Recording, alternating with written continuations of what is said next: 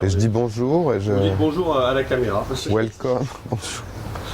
Allez, ça tourne. Et je bouge pas.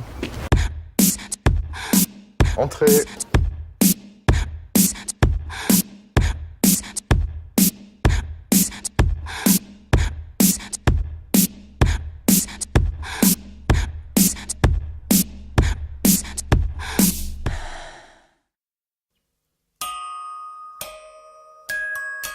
Alors la question de l'inspiration, c'est toujours quelque chose d'un peu délicat dans la mesure où il n'y a jamais de démarche consciente. Ou en tout cas, si certains créatifs ont cette démarche-là, c'est une démarche dans laquelle je ne me reconnais pas. Je suis assez fan des objets qu'on a tous en main depuis qu'on est gamin, sans y penser, et qui font partie de l'inconscient collectif.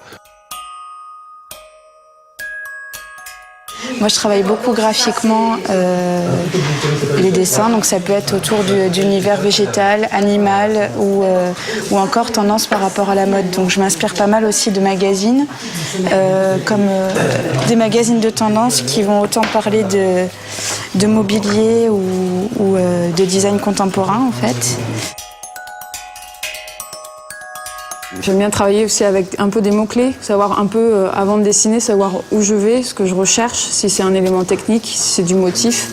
Voilà, c'est noter 2-3 bricoles de mots qui peuvent m'aider, qui me donnent la direction en fait, de la recherche. On sait qu'il y a des couleurs incontournables. Bon, alors tout le monde le sait. Le noir, le rouge, l'argent, le gun, etc. Pour tout ce qui est métal. Et après, il y a les danseuses. Bon, moi, j'aime les danseuses. Voilà, ça, c'est la danseuse verte.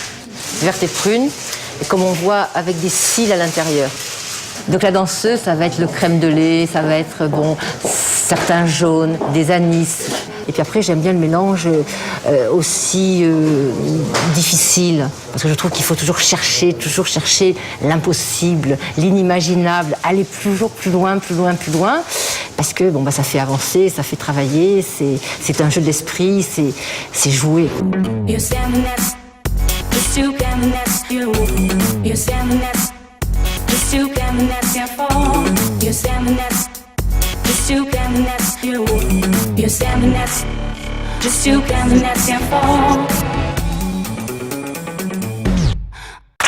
Alors ça, c'est un cahier qui me suit tout le temps. C'est un objet avec lequel sur lequel on dessine dans le train, dans l'avion, quand on est pressé, pas pressé, donc ça tremblote, ça chevrotte, c'est tout en pagaille. Alors c'est un peu ésotérique comme truc, c'est incompréhensible, mais ce qui est intéressant, c'est quelque chose de vivant. Voilà, c'est pas de la création de laboratoire qu'on fait dans un endroit forcément au calme, tout seul. Voilà, ça vit avec nous, c'est aussi bordélique que nous parfois. Et on est le seul à pouvoir relire les histoires qu'il y a sur ces cahiers-là, mais c'est un outil fondamental. Beaucoup de jeux avec du papier, c'est-à-dire que je vais manipuler du papier, le plier, le froisser, le courber, le mettre en spirale, afin de donner vie à un métal. On a la chance, le fait de travailler en équipe aussi, d'avoir du donnant, du répondant. C'est pas un objet statique, c'est un objet qui se manipule, évolue, voir avec le temps, au fur et à mesure que le porteur va s'en servir. Ça, c'est toujours chouette de voir ce qui se passe. On dessine plein de produits. On va sélectionner au fur et à mesure et on va être à 10, 5, 4, 3, 2, 1. Voilà, mais c'est quelque chose qui se fait souvent en groupe, la décision du produit définitif. Disons que selon les...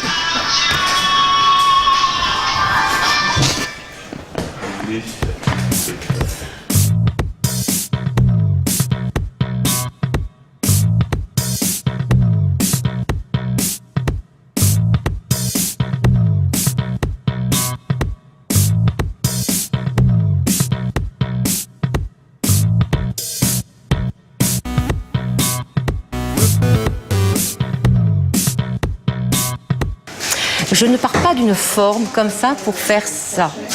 L'acétate se fait souvent 6 mois à 9 mois en amont, avant même que ce produit n'existe.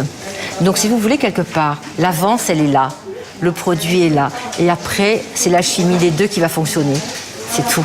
Mais d'abord, la recherche de la matière, elle est très largement en avance, en amont. Des fois, c'est 6 mois, 9 mois, 1 an. Et après, il y a le proto.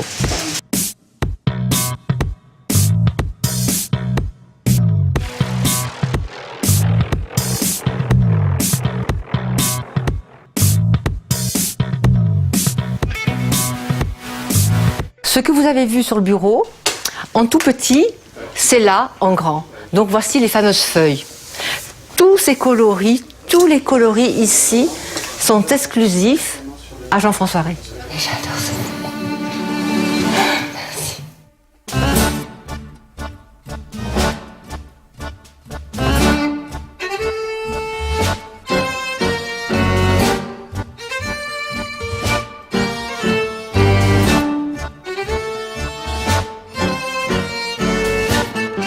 Nous sommes dans le Jura, donc dans une des usines les plus pointues en termes de savoir-faire et de qualité française. On va dire que dans cette usine-là, on peut à peu près tout faire. Voilà, c'est aussi l'intérêt de la chose et les raisons pour lesquelles on travaille avec ce partenaire-là, c'est qu'on va dire on va pas créer des projets en creux autour des capacités de l'usine.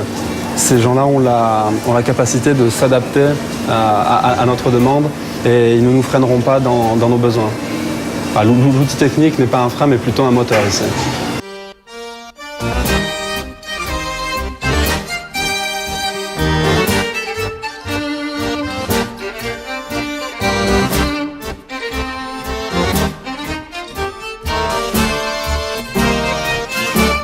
Ce qu'on est en train de voir maintenant, c'est très important et ça fait partie des choses qui ont énormément de valeur sur nos montures, c'est en Made in France.